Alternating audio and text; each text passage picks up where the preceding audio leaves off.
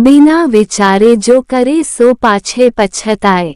किसी नगर में देवा शर्मा नाम का एक ब्राह्मण रहा करता था। उसके पर के एक कोने में बिल बनाकर एक नेवली भी रहती थी।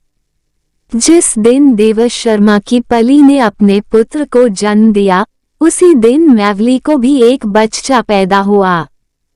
किंतु बच्चे को जन्म देने के बाद नेवली आपीक देर तक जीवित न रह सकी। उसका देहांत हो गया। पाहनी को उस नवजात शिशु पर बहुत दया आई।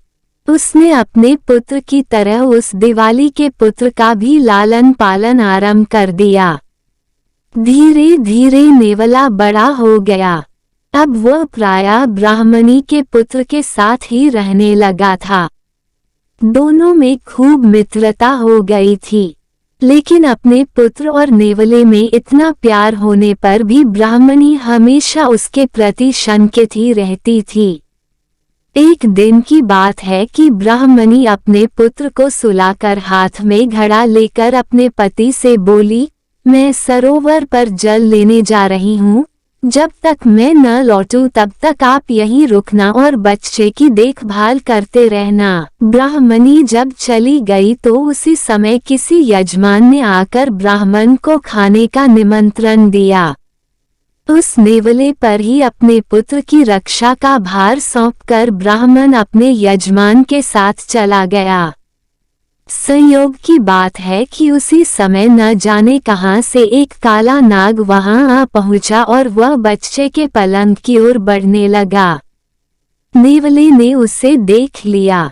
उसे डर था कि यह नाग उसके मित्र को न डस ले, इसलिए वह उस काले नाग पर टूट पड़ा। नाग बहुत फुर्तीला था। उसने कई जगह नेवले के शरीर को काटकर उसमें जख्म बना दिए, किंतु अंत में नेवले ने उसे मारकर उसके शरीर को खंड खंड कर दिया। नाग को मारने के बाद नेवला उसी दिशा में चल पड़ा जिधर ब्राह्मणी जल भरने के लिए गई हुई थी। उसने सोचा वह उसकी वीरता की प्रशंसा करेगी, किंतु हुआ उसके विपरीत।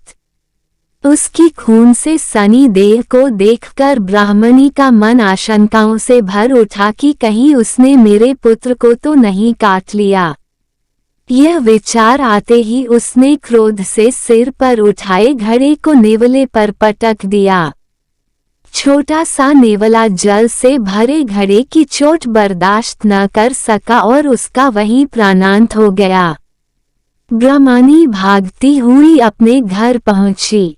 वहां पहुंचकर उसने देखा कि उसका पुत्र तो बड़ी शांति का शरीर खंड खंड हुआ पड़ा है। पश्चाताप से उसकी छाती फटने लगी। इसी बीच ब्राह्मण भी लौट आया। वहां आकर उसने अपनी पली को विलाप करते देखा तो उसका मन भी सशंकित हो गया, लेकिन जब उसने पुत्र को शांति से सोए हुए देखा तो उसका मन शांत हो गया। उसकी पली ने रोते हुए नेवले की मृत्यु का समाचार उस सुनाया हाकर अपने यजमान के यहाँ भोजन करने के लिए चले गए।